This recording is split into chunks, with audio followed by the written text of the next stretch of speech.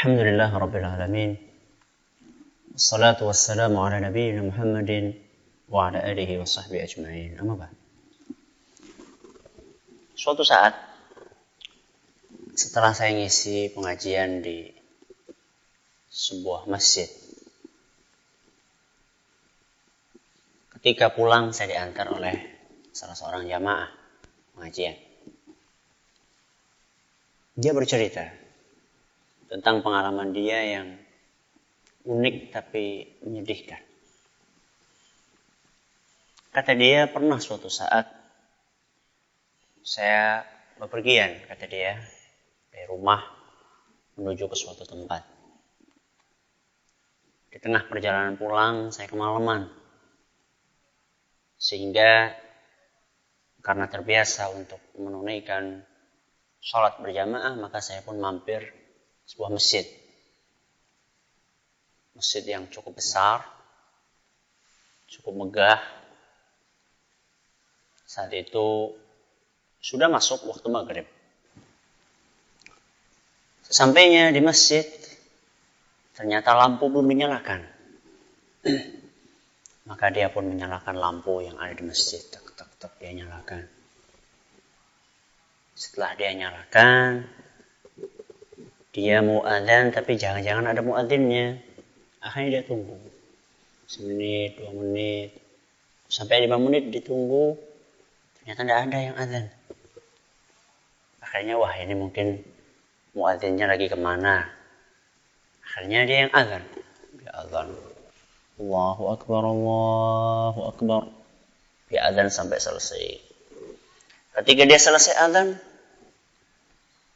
ditunggu kok nggak ada yang datang. Kemudian setelah selesai adzan dia, kalau gitu saya sholat sunnah dulu 2 rakaat.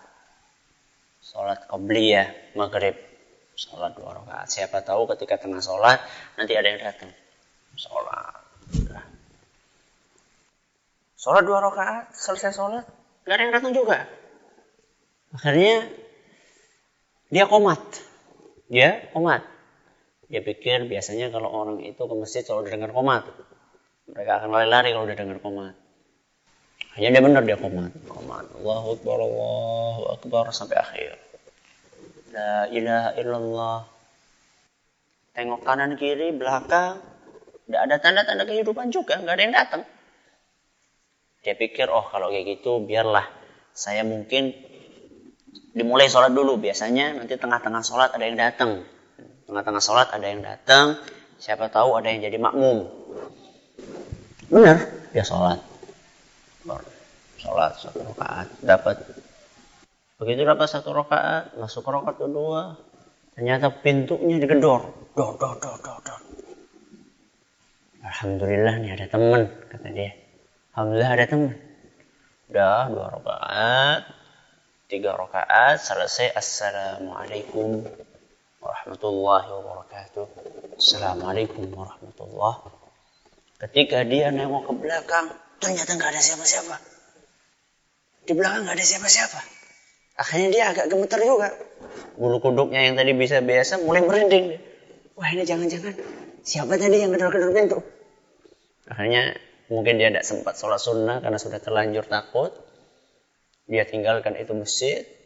Kemudian dia segera masuk mobilnya. Sebelum dia pulang dia mampir ke warung. Nah, minum di situ, makan jajan. Ketika dia mampir di warung itu, dia iseng bertanya kepada yang punya warung, Bu, itu masjid itu apa tidak ada yang sholat di situ? Tadi Bapak sholat di situ.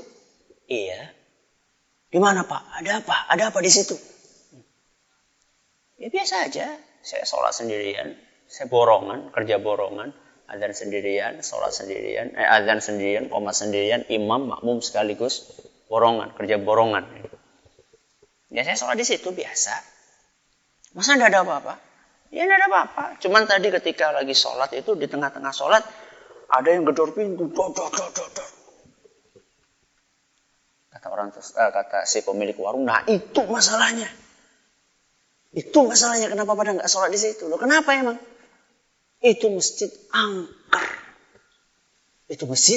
angker. ketika saya dengar kata-kata itu, subhanallah. Kalau ada masjid, rumahnya Allah subhanahu wa ta'ala, berubah menjadi tempat yang angker, itu salah siapa? Salah setannya atau salah manusianya? Hah? Jelas salahnya manusia. Salah siapa lagi kalau bukan salahnya manusia? Itulah kondisi masjid kaum muslimin. Kalau seandainya kaum muslimin dipacu, dimotivasi mereka untuk iuran bangun masjid, untuk iuran merehab masjid, Masya Allah, semangat sekali mereka, luar biasa. Langsung mengacungkan jari, saya semennya, yang lain mengacungkan jarinya, saya keramiknya, semuanya. Mengacungkan saya kusennya, saya pintunya, saya gentengnya. Giliran suruh bangun, giliran suruh ngerehab masjid, semuanya berada di garda yang terdepan. Setelah jadi, giliran ngisi masjid, apa kata mereka? Semuanya mundur ke belakang. Belakang sendiri. Inilah kenyataan yang ada. Saya bukan sedang mengatakan jangan bangun masjid. Saya bukan sedang mengatakan jangan rehab masjid. Tapi janganlah cukup sampai di situ. Ya. Kita itu dituntut bukan hanya untuk membangun masjid. Tapi kita juga dituntut untuk memakmurkan masjid. Sejauh mana kita memakmurkan masjid? Kita manusia yang ada umurnya. Yang sudah tua-tua. Sekarang yang ngisi masjid coba lihat. Nah, udah batuk-batuk, udah bungkuk-bungkuk. Nah, udah peot-peot. Anak-anaknya pada kemana?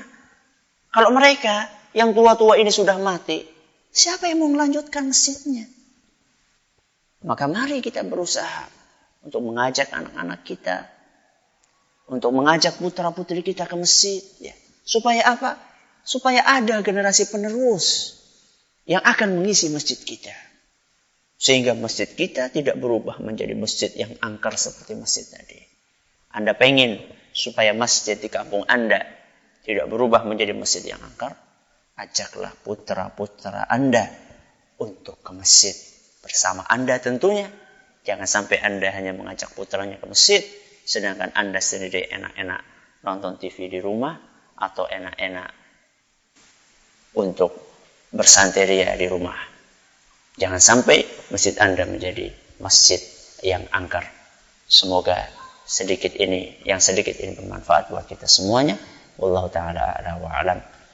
Subhanakallahumma wa bihamdik, asyhadu an la ilaha illa anta, astaghfiruka wa atubu ilaik.